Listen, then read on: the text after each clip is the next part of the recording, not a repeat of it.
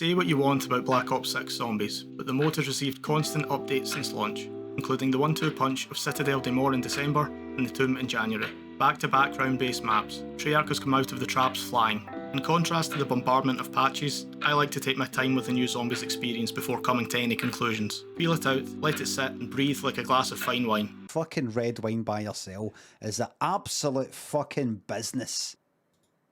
There it fucking is. Oh, look at that, would you? Look at that. No, you's all fuck off. So, with the bottle empty and the dishes done, it's time to poke through the rubble of the tomb and find out my honest thoughts about it and how the future of zombies may have changed forever.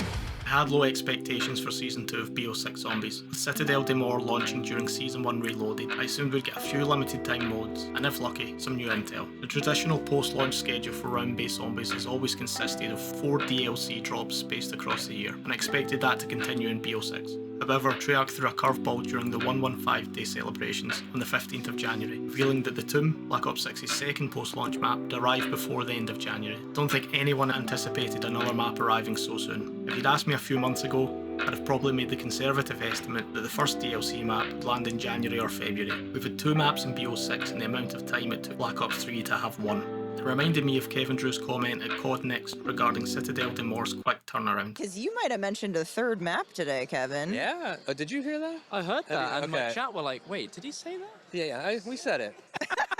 Before the end of the What year. did you say? There you go. Yeah, Wait, before the end of the before year, the end of we'll the be year? getting our third map. This is news to me.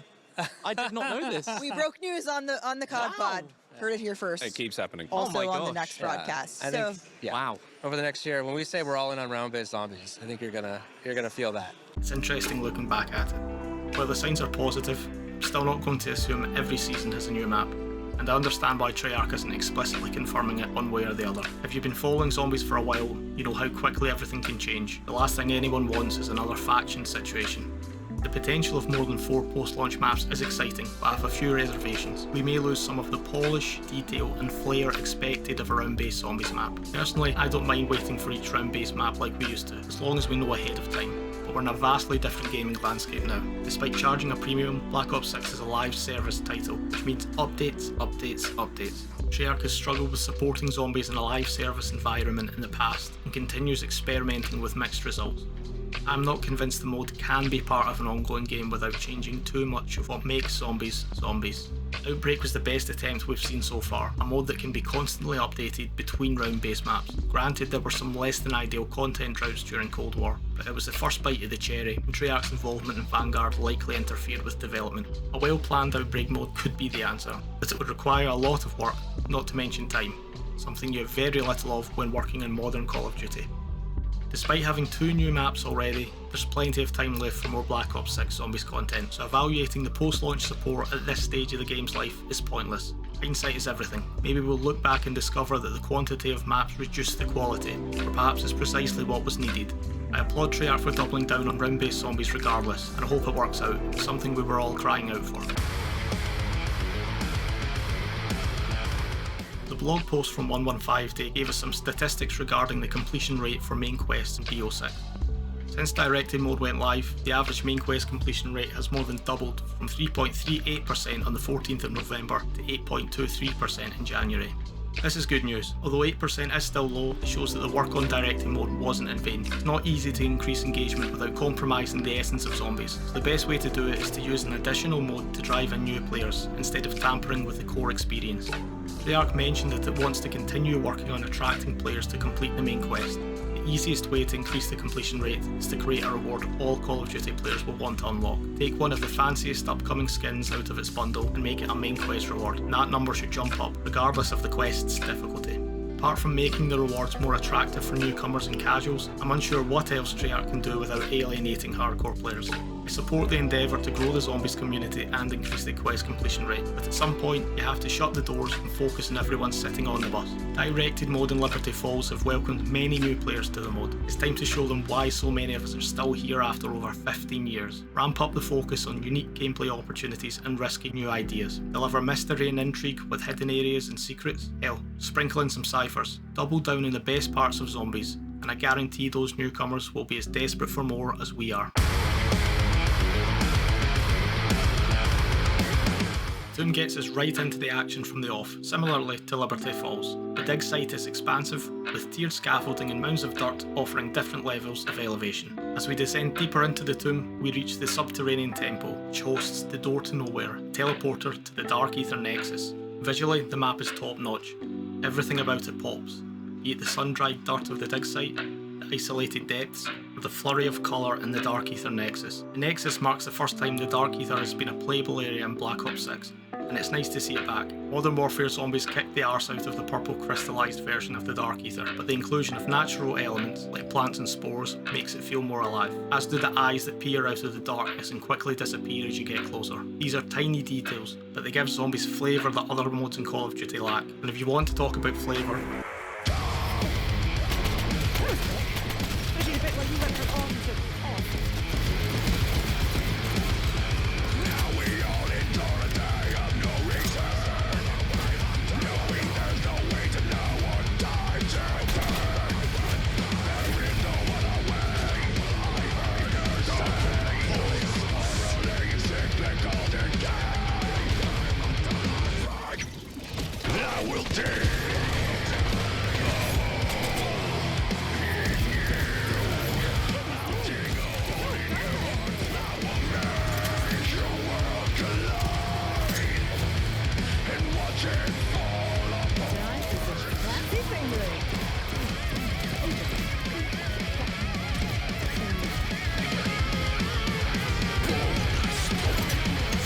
if that didn't make you feel anything, maybe the mode just isn't for you anymore. Once again, the Treyarch sound team delivers. It'd have been easy for them to throw in a score identical to Citadel's, but the Tomb has a brand new soundtrack, complete with new versions of some classic Origins tracks.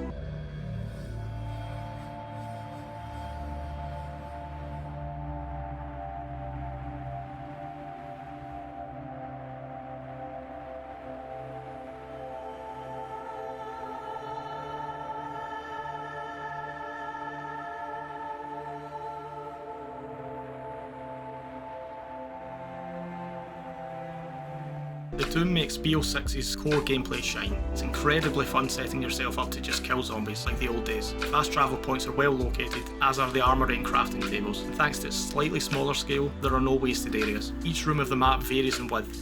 Some corridors are tight, while others are wide open. The gaps in the floor around the subterranean temple also keep you on your toes. Thankfully, you don't go completely down if you do fall beneath the surface. Touch me! I touch you! Stay.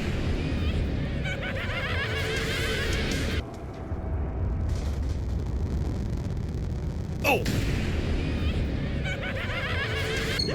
Anything just to use the schematics for the same.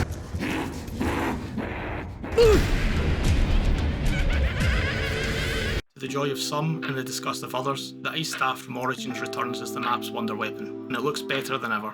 The base version isn't as powerful as I remember though, and it could do with a buff. The upgraded staff is a beast, although the upgrading process can be a bit of a pain. Pack-a-punch moving between the Dark Ether and the dig site was a great decision. It adds to the replayability of the map, as once you've opened it up, you can spend all your time in either location without moving much. Surviving in the dig site is a lot of fun, and as you can expect, I've been taking full advantage of the PhD flopper machine.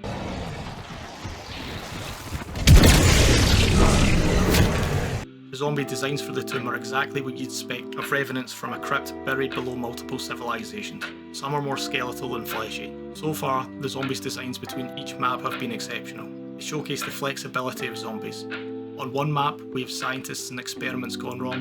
On the next, we have goth girls and lumberjacks. And now we have ancient cultists. It adds to the immersion and makes each map feel unique. Regrettably, I can't say the same about Black Ops 6's special enemies. We'll start with the positives. The introduction of the shock mimic gave me traumatic flashbacks to Advanced Warfare Zombies, but thankfully they aren't as intrusive as the EMZs. When struck by one, the effect is similar to getting hit with a shock charge in multiplayer. I was burnt out on the Mimic after Modern Warfare Zombies, but after some time apart, happy to see it back. It's not quite the Margwa, but it's close enough. Falling for a sketchy piece of loot never gets old, and the spawn rates are more than acceptable. The Doppelgast returns from Citadel, taking advantage of the more expansive open spaces in the tomb by cutting off the player and messing with the spread of zombies. This enemy type is the best addition to the special pool in a long time. Its speed forces you to play aggressively against it, but its health is low, making it well balanced. Then we have the Amalgam, returning for its third map in a row. I'm officially raising my hand and saying I'm sick of it.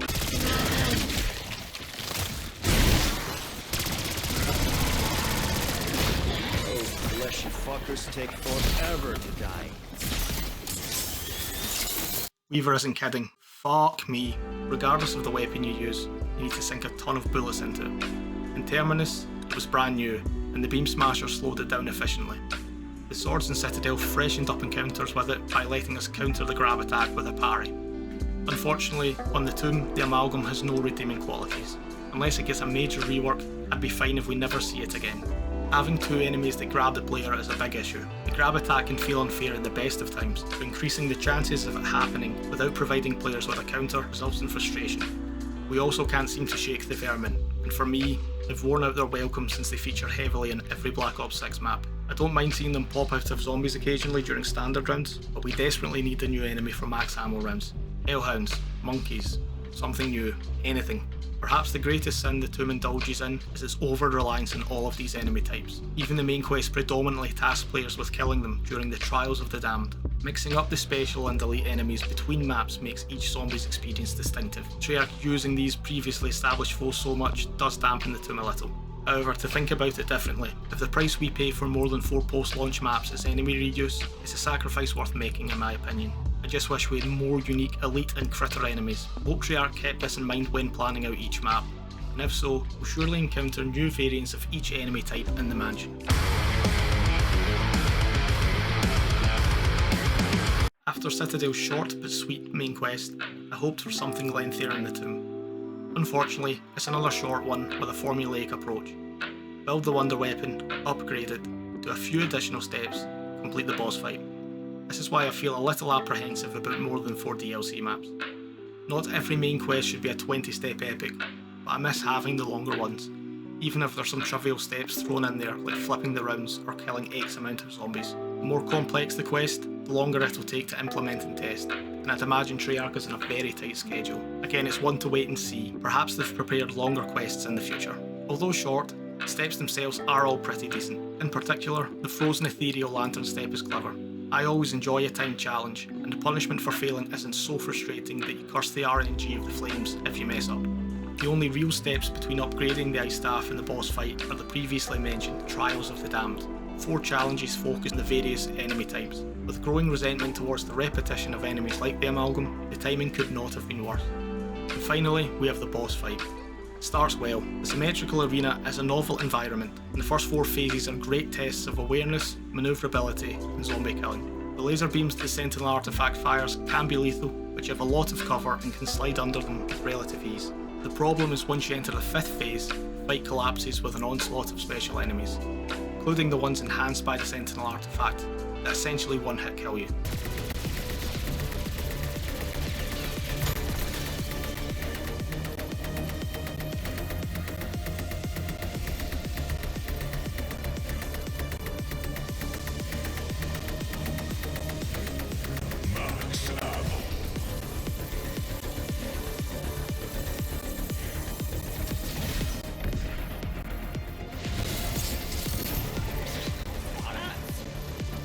I put enemies that can one-shot you in the same category as a wipe mechanic.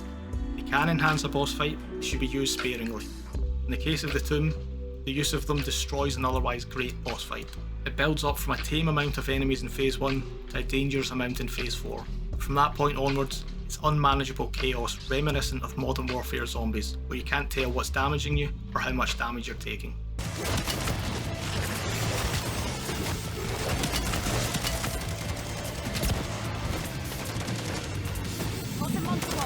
The final phase is a solid end to the boss fight. The anxiety builds with every apparition that blasts into the door's seal, and you also have an indication of how much time you have left. It's a shame the insta-kill phases have soured me in the boss fight so much. If they didn't exist, or the special enemy spam was reduced, I honestly think the Sentinel Artifact would be my top 5 Zombies boss fights. It starts and ends strongly, but the insufferable phases 5 through 8 mean I need to mark it down. The Tomb finds her crew at the entrance to a dig site in southern France shortly after the events of Citadel des Morts. As they approach the entrance to the catacombs, they begin to hear Archibald Fotherington Smythe's voice echoing out of the obscurus Altilium.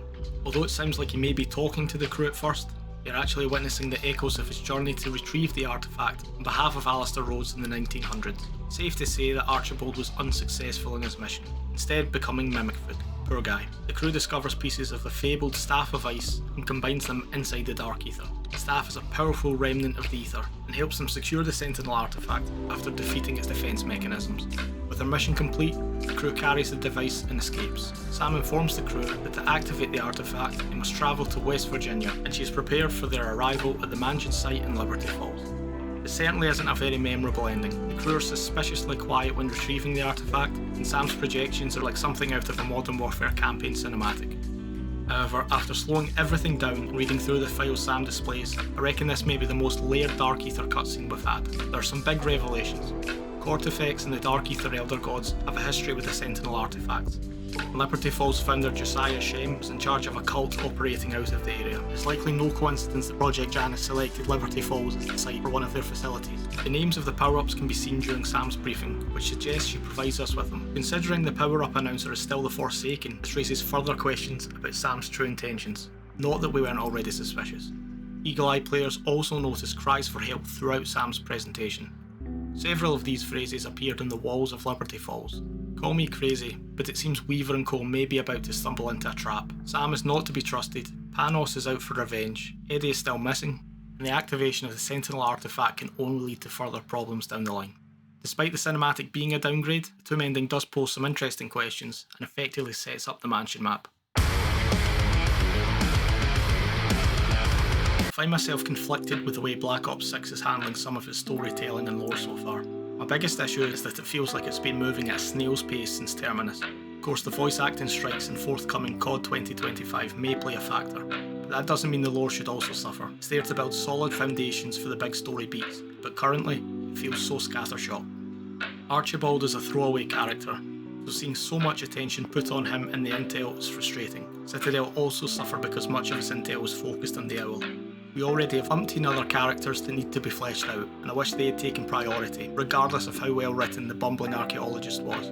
Treyarch set the expectation pre-launch that intel in Black Ops 6 wouldn't be as detailed as it was in Cold War, where the brunt of the story was told through radios and documents. But I need to be honest and say I was hoping for a bit more than what we've been given so far. The Dark Ether saga has so many different characters and concepts that it's currently spread too thin. Each map has a handful of fascinating radios, but we need more meat on the bone. I'm not saying we don't want mystery and intrigue, we thrive on it, we're just crying out for more and in greater quantity. Speaking of characters, the crew lines aren't as in-depth or must-listen as those in previous Zombies installments, and the number of interesting lines has deteriorated since Terminus. Despite this, they still make these maps heads and shoulders above ones without a crew, like Liberty Falls and the Cold War maps. I want to see more meaningful dialogue in the future, but I'll take what we have now over no crew any day of the week. Dr. Peck's omission from the Tomb is confusing, doubly so because it was included in the blog post detailing the map. While it's funny picturing him being left at Citadel, it's a bit of a head scratcher. Although I have my issues, there's still a lot of cool stuff happening in Black Ops 6 story-wise. Tomb has another great Richtofen and Sam radio. I'm intrigued by their dynamic and question why Richtofen created her, since he schemed so much to get Samantha Maxis out of the picture throughout the Cold War. Perhaps Maxis has the vital information he's looking for. What are you doing up so late, Edward? What? Oh, nothing. Just tinkering with some subroutines. You know I can see you, Edward. You haven't touched your keyboard in an hour. Yes, well, perhaps I got a bit lost in thought. Does that ever happen to you? No. Ah, I suppose it wouldn't. Are you well, Edward? I'm fine. And you? How's the song? I just finished it. Really? Can I hear it? No. It's not for you, Edward. You lack the artistic soul to understand what I'm feeling. Do I now? Yes, you do. My song is about life. Well, you concern yourself only with death. I see it in everything you do. If that's what you think, then perhaps you're not as smart as I thought you were. Or you are not, Edward. You want to know what it means to be alive? You never will. You're a pile of microprocessors etched into sentience. I may not be a saint, but at least I have a soul. After all the things you've told me about yourself, Edward, are you sure about that?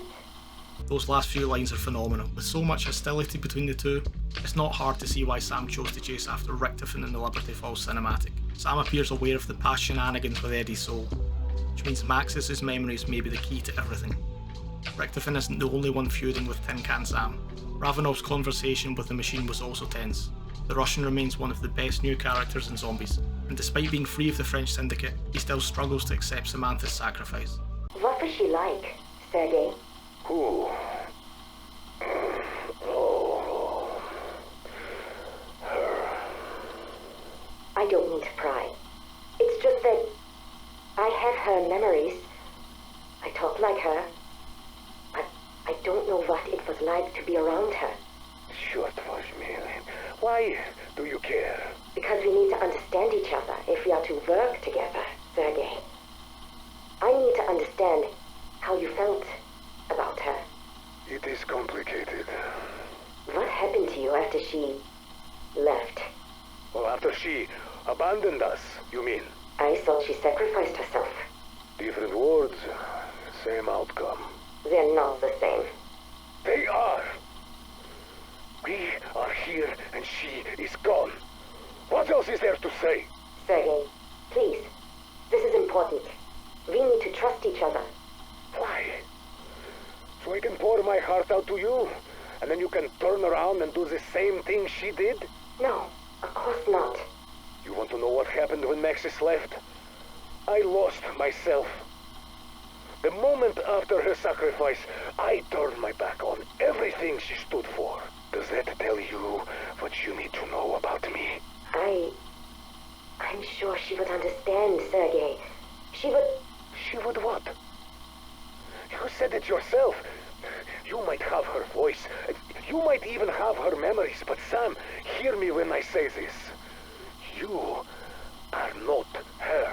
The sooner you come to terms with that, the sooner we can start getting somewhere. There's something terrifyingly meta about their back and forth. Sounds like something we'd say to the unnamed voice actor with the impossible task of replicating Julie Nathan's and Samantha Maxis. It makes the radio hit harder. I doubt that was the intention, but it works brilliantly. Keep our fingers crossed that Julie will return one day, and the simple solution is for Activision to return to the table with SAG-AFTRA voice actors and work towards an agreement that ensures voice actors are paid what they are owed and are protected from potential AI misuse. We're tiptoeing between two giant elephants now, and it's getting quite difficult to move. I believe in not answering every question. It's a fundamental part of Zombies. The question to answer ratio right now is a bit out of whack. Despite so much information, we still can't definitively say if the events of the Chaos story in Black Ops 4 are canon to Dark Ether. All signs point to yes, but some strange contradictions and anomalies must be ironed out, particularly with the Odin Sentinel artifact. If Archibald set off to discover the artifact before the events of Voyage of Despair, and the Terminus crew secure the artifact in the 1990s, how did it end up on the Titanic? There is a progression to the Chaos lore in Dark Ether, but it's starting to feel as if we're waiting for Treyarch to pull the trigger, and the longer we wait, the more it looks like hesitancy. With remnants of Ether also lingering around, we're admittedly in a weird place. I don't think Treyarch is out of ideas and relying solely on nostalgia, but I can't blame anyone for thinking that or having doubts about the path ahead. Video games have the unique problem of introducing features for gameplay reasons that can end up collaterally impacting the story. Bringing back a fan favourite weapon like the Ice Staff is a no-brainer on the gameplay side, but it can conflict with lore and leave the decision to be scrutinised by fans. As a Day 1 Zombies fan, I'll always be excited over Ether stuff returning, but don't want it to be reduced to nostalgia bait. There is a way for Treyarch to tread new ground with Dark Ether while simultaneously reintroducing Ether elements. As long as it respects the past, I'm here for it. Canon is canon, and we've put a story to rest, but as you comb through this new universe, don't be surprised if some things don't want to stay dead. I still have a lot of faith in the Dark Ether storyline, and hope we'll be satisfied with the outcome once all the cards are on the table. But if Treyarch isn't giving us the means to figure out the story ourselves, it needs to start filling in the blanks for us sooner rather than later. The Dark Ether is a vast ocean, and we are just one white whale. This would be the perfect time for someone to communicate with the Zombies community like Jason Blundell used to. We're sorely missing contact with Treyarch that isn't via marketing videos and blog posts. When Jason took questions from the community, he could address theories, nudge us in different directions, and keep us hooked by teasing the future. However, he still kept his distance, which was an important part of the mystique of Zombies. It's becoming apparent that the events at the Project Janus Mansion facility in Liberty Falls will make or break the storyline of Black Ops 6 Zombies. Given it was Richtofan's last known location before Sam abducted him, there's no reason not to expect answers to some of our biggest questions. Aim for the head and pull the trigger, Treyarch. And if my faith is unfounded and all of this is just nostalgia for nostalgia's sake, at least give us Ted back. I've covered most of my concerns already, but there are a few odds and ends I'd like to see addressed. There wasn't an intro cutscene for the tomb. This wasn't a big deal considering the end of Citadel de Mort, but it would have been nice to get a heads up. I suppose it's hard to give bad news in marketing though. If there wasn't an intro planned, I'd have liked to have seen an old school loading screen in its place. Even Vanguard Zombies had some of those. I'll never be a fan of the blog posts breaking down each area of the map a week before launch. Exploring a new map is a rare and exciting opportunity. Marketing is marketing, but there's a middle ground between the cryptic nature of early Zombies and the information overload of modern Call of Duty. It's okay if we don't know every detail of a map before launch. Show the new perk off in the trailer, then refuse to elaborate. The limited time modes, Jingle Hells and Deadlight Greenlight, were decent enough. I enjoyed playing through them once, but I have no desire to replay them. I also can't replay them because of their limited time nature. This is one of my biggest frustrations with modern Call of Duty. Time and hard work is spent developing these modes, yet they're lost to time within a month or two. I'd much rather see development time spent on additional modes that meaningfully enhance the Zombies experience, like Cold War's Onslaught, which delivered a quick 10 to 20 minute hit of Zombies. Even if it was only in a select few multiplayer maps rather than the entire pool, I hope we see Onslaught 3.0 one day. Starting a match with 3 Gobblegums seems to be a permanent change, and I can't say I'm a fan. I'd be okay with it in directed mode and during limited time events, but you should have to spin for every gum in standard mode, especially when you can hold 3 at once. I found myself using the Gobblegum machine less since this was put in place. While all the different side Easter eggs and maps are appreciated, I miss discovering ones with lore implications, something like the scraps of paper in the Giant or the hidden drawings in Blood of the Dead. These are another great way to tell the story alongside cutscenes and intel, and I hope they return.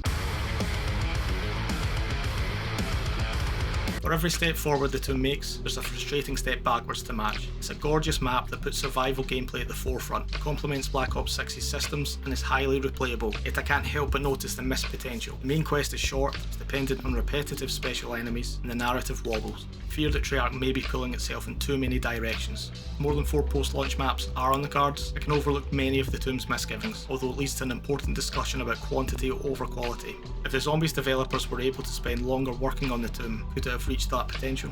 In some ways, they're damned if they do, damned if they don't. They can either release more maps than usual with a smaller scope than previous Zombies entries, or stick to 4 post-launch maps and endure criticism for not supporting the game enough. I hate to say it, but I'm unsure 4 outstanding maps spread across 6 post-launch seasons is enough for most players nowadays. I vividly remember Black Ops 4, where Treyarch was accused of not supporting Zombies enough and being lazy, despite delivering 4 maps at launch, standard 4 DLC maps, and additional Rush and Gauntlet modes. The unfortunate truth is that video games are in a very different place today than they were 10 years ago. There's no need to hit the panic button. Treyarch will know the pressure is on for the rest of the post-launch seasons, and the foundations of Black Ops 6 gameplay are strong. But with COD 2025 already on the horizon, are the Zombies team doomed to repeat the cycle of creating a mode, supporting it for a bit, and then having to move on to the next thing? In this new live service era of Call of Duty, would it not make more sense to dig in and create a platform for Zombies that would allow the mode to continue to grow year after year? Black Ops 6 Zombies has been a frenetic experience thus far. It's a Zombies mode that swings for the fences, and when you throw so many punches, you're bound to miss a few. I'm still high on it. The tomb is another welcome addition to the map pool, and there's a real chance we have more than 2 additional experiences left to look forward to. While I do have some fears about the mode's future, Treyarch can allay many of them by reconnecting with the community and candidly discussing the development of current and future projects. The road ahead may be long and dark, but I believe we'll know where we're going soon enough. Until then, you can find me in the tomb, hiding from the hot takes and hyperbole, letting Zombies consume me.